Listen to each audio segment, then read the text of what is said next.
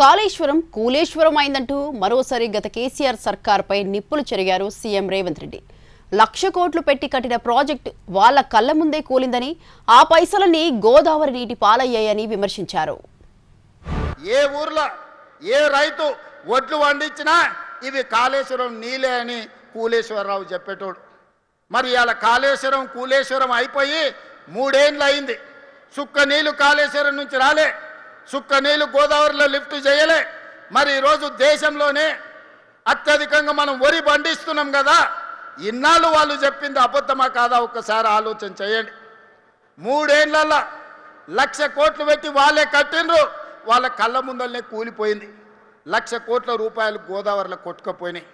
1,00,000 కోట్ల ప్రజల సొమ్మును గోదావరిలో కలిపినోని అదే గోదావరిలో వాళ్ళకి తద్దినం పెట్టాల్సిన అవసరం ఉందా లేదా ఒక్కసారి ఆలోచన చేయండి.